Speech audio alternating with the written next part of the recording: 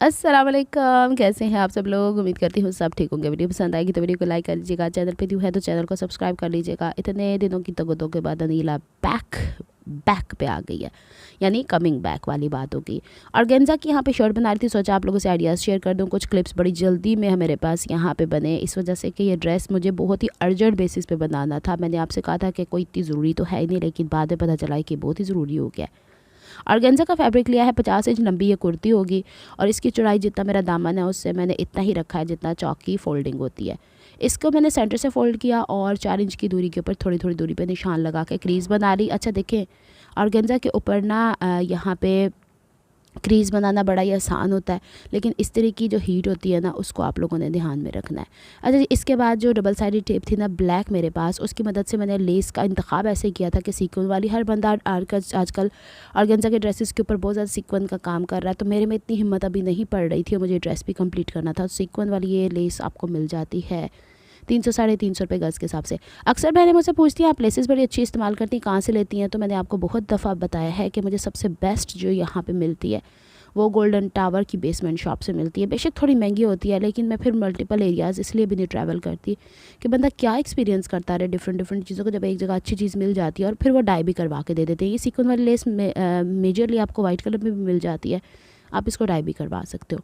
अच्छा, दोनों साइड पे मैंने इसको ना लगाने के बाद दो सिलाइयाँ, क्योंकि काफ़ी चौड़ी लेस थी तो इसकी एक दाएं एक बाएं सिलाई लगा दी है। बस it's playing the function of sequence. अच्छा जी, अब मुझे बहनें पूछती हैं कि आप जो ये शमो सिल्क को हम एज अ पल्टा कैसे इस्तेमाल करना है, तो पल्टा छड्डो, मैं तुहानू एप्ली करके विखा देनी है। ये शमो सिल्क की थोड़ी मोटी फॉर्म है जिसे हम साटन सिल्क भी कहते हैं और इसका अर्ज तकरीबन 60 इंच के बराबर है। तो इसको जब भी आपने ये या शमो सिल्क जब भी आपने इस्तेमाल करनी है तो इसे चौड़ाई के रुख पे काटना है, लंबाई के रुख पे नहीं। लंबाई के रुख पे सिलवटें आती हैं, ठीक है, वट्टो वट्टी हो जाते देखने डे और कन्नी का हिसाब। अब मैंने यहाँ पे 1.5 इंच की कुछ पट्टियाँ कट की थी क्योंकि मुझे यहाँ पे कोई कारनामे सर अंजाम देने थे। देखें मैं कैसे फाड़ रही हूँ। अगर इसको आप ऐसे ही कट करोगे ना तो इसके दोनों साइडों के ऊपर हल्की सी गुलाई आ जाती है। और शमो सिल्क मैंने यहाँ पे यूँ नहीं प्रेफर की कि शमो सिल्क के यहाँ पे धागे निकलते थे, पतली होती है। साटन सिल्क जो होती है ना थोड़ी थिक होती है। अब जो मैंने लेस ऑलरेडी लगा दी थी उससे दूरी पे ये स्केल मेरे पास 1 इंच से 2 पॉइंट ज़्यादा था, तो मैंने इसको इसके साथ रख के लाइन खींची। अच्छा, यहाँ पे मैं इसलिए फन शेयर ज़्यादा नहीं करी, बहने कहती सिलाई सिखाण रहे हो, तारी सिलाई तो हट के तुम गल्लां करी जाते हो। इलेक्शन के हवाले से मेरी ड्यूटी क्या थी उसके मैं थोड़े क्लिप्स रिकॉर्ड किए हुए, वो भी मैं कोशिश करूँगी व्लॉग आपसे शेयर कर दूँ। उस दिन कौन सा ड्रेस पहन के गई थी, क्या तैयारी करके गए थे, वो मैं शेयर कर दूँगी। अब यहाँ पर जो मैंने 1.5 इंच की पट्टियाँ कट की हैं, जो लाइन ड्रॉ की है उसके साथ साथ उल्टी रखनी है, यानी इसकी शाइन वाली साइड नीचे है, ये आप उल्टी साइड को रख के वो एक गाइडलाइन के तौर पे ना। अच्छा, जो साइड मैं जो काम मैं एक पैनल पे कर रही हूँ ना वो दूसरे पैनल पे भी करना है। अच्छा, मेरा इरादा था कि ये जो मैं काम कर रही हूँ ना उसको मैं 2 पट्टियाँ 3 पट्टियाँ लगाऊँ, लेकिन मेरे पास तक टाइम नहीं बच रहा था। आप लोगों को पता है कि काम की शिद्दत इस महीने बहुत शदीद वाली थी। अच्छा जी, अब हमने ना इसको यूँ जब फ्लिप किया ना इस्त्री करने के बाद तो एक तरफ सिलाई का मार्जिन इसी से कवर हो गया और हमें अलग से हेमिंग नहीं करनी पड़ी। अब आपको समझ में आ गई होगी कि मैं कौन से एप्लिक की बात कर रही हूँ। चलो जी, एनू हूँ वट्टो वट्टी कर दें या वट कट दें। मैंने दोनों तरफ इसको इस तरीके से कर लिया था।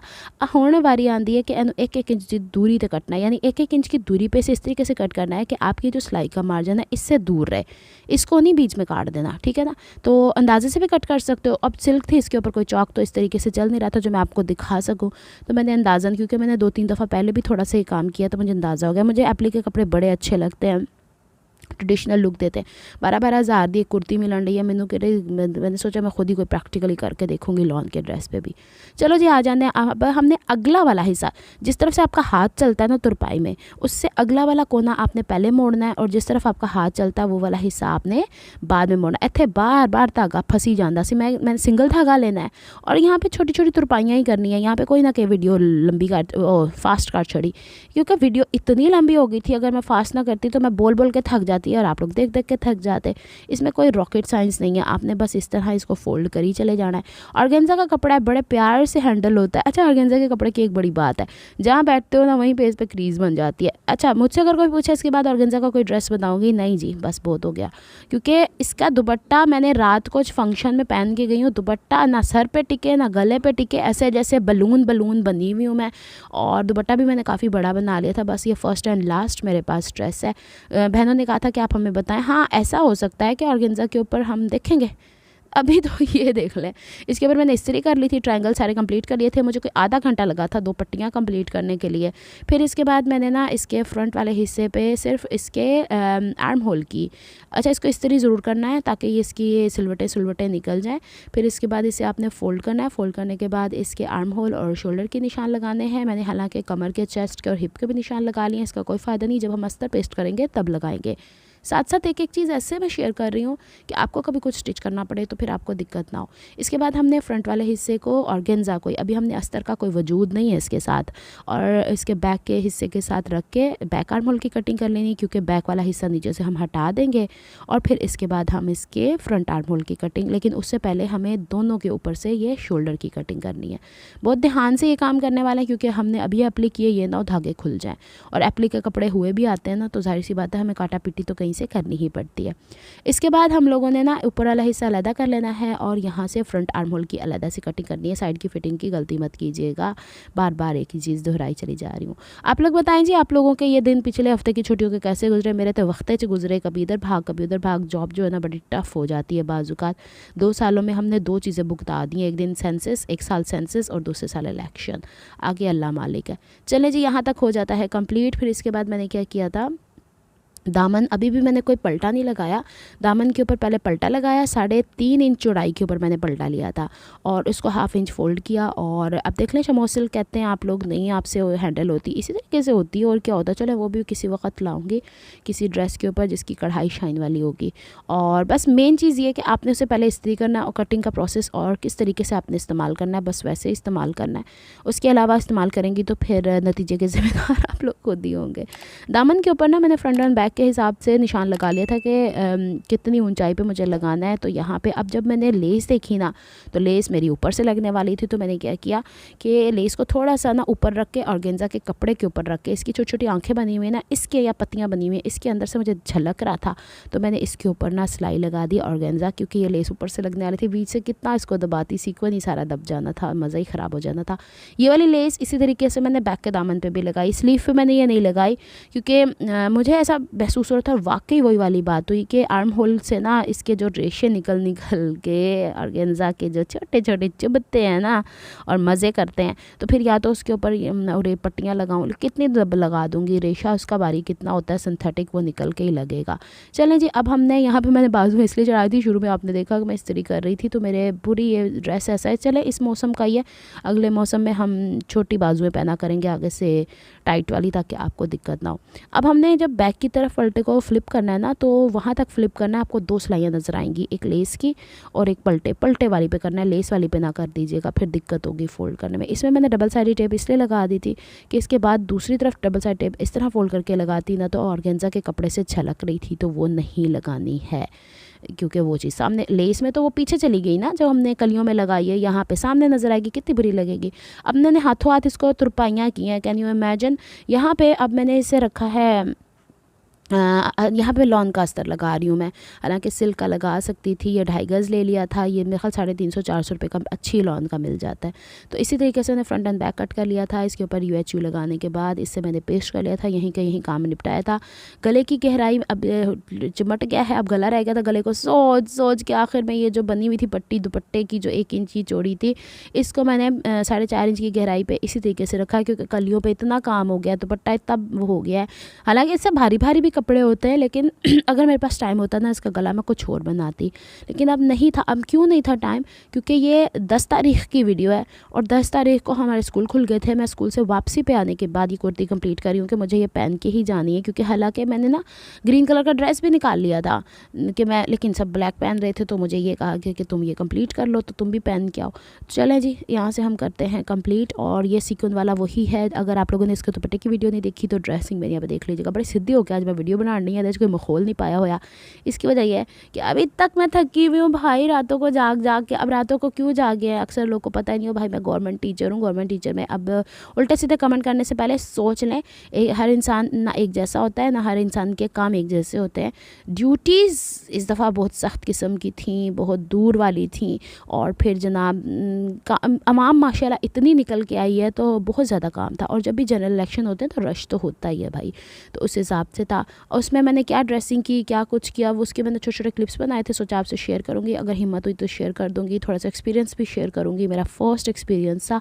लेकिन ये कि चलें आगे चलते हैं। अब यहाँ पे जो हमने ये लगा दी थी, मैंने कहा जब तक आपको थोड़ा सा एंटरटेन करते हैं, और यहाँ के साइडों पे ना मैंने इसके सिलाइयाँ लगा दी, क्योंकि इस वक्त आके अब यहाँ पे अस्तर चिपक गया इसके ऊपर, ठीक है। अब इसके ऊपर मैंने गला पलट के लगा दिया था, जो वो नहीं होता बेशेप 10 इंच चौड़ा और ज़ाहिर सी बात है 5 इंच गहरा ही होना था, और बैक को मैंने ना उस कर दी थी, तुरपाई कर दी थी उरे पट्टी लगाने के बाद। अब जब अस्तर चिपक गया तब आपने इसके पर कमर की फिटिंग सेंटर से दूरी पे करके लगानी। चेस्ट 20 था और कमर जो है 9 थी, और हिप्स जो थे वो 10 ही, यानी 20। और दूसरी बात ये कि पूरा एक हफ़्ता मैं जिम भी नहीं जा सकी इन ड्यूटीज़ की बेस के ऊपर। अब मैं कल जिम गई हूँ तो ऐसे लग रहा था पता नहीं कितना हार्ड काम कर रही हूँ। अब बारी आती थी पलटा लगाने की। पलटा मैंने इस तरीके से तैयार किया, और पलटा मैं ऐसे लगाना चाह रही थी कि ऊपर से वो वी शेप नहीं बनता, वो जो 3.5 इंच चौड़ी मैंने पट्टी पूरे अर्ज की ले ली थी, इसे यूँ फोल्ड करके सेंटर से क्रीज कर लिया था। और क्रीज करने के बाद इसे ना मुझे समझ ही नहीं आ रही थी इस वक्त आके 1 घंटा रह गया था मुझे फंक्शन में जाने के लिए। हालांकि मैंने अपने वाला बहुत ही काली पाचड़ी, मैंने कहा 6 बजे का टाइम दिया तो 6 बजे ही शुरू होगा। नहीं भाई आंदा मैंने किसी फंक्शन पे नहीं जाना, हर जगह देर हो जाती है, और फिर वापसी में इतनी दिक्कत होती है ना ही पूछे। अब जो छोटी पट्टी थी ना, मैंने क्रीज़ बनाई है, वहाँ तक ये सिलाई लगाएंगे, यानी जितनी पट्टी की चौड़ाई होती है, तकरीबन 1.25 इंच चौड़ी बनी थी ना, इसको यूँ फ्लिप करते हैं, सेंटर से कट लगा के दाएँ बाएँ इसका मार्जिन शिफ्ट करते हैं। इसकी सारे डिटेल वीडियो जो है ना वो ड्रेसिंग मेन्यू पे मौजूद है। यहाँ बताने का मकसद ये है कि इसके बाद मैंने ये किया, इसके बाद मैंने ये किया, ताकि आपको पाइल अप हो जाए कि आप लोगों ने ऑर्गेन्जा की अगर कुर्ती बनानी तो ये चीज़ें देखनी पड़ेंगी। बैक के ऊपर शाइन इसलिए आना ज़रूरी है कि इसको अब हम इसके ऊपर रखेंगे तो नीचे से जहाँ अस्तर नहीं है ना आप लोगों के पास, वहाँ से तो कचरा दिखेगा तो कितना बुरा लगेगा। अच्छा, दूसरी चीज़ ये ना कि जब मैंने अस्तर इसके साथ लगा लिया था, तो अस्तर लगे हाथों ही मैंने इसके साथ एक फ़ोल्ड कर लिया था, यानी वो डबल फोल्ड करके नहीं एक सिलाई लगाते दामन की, वैसे लगा ली थी। अब मैंने दोनों साइडों के ऊपर रख के और इसके ऊपर लगा लिया है इस पलटे को।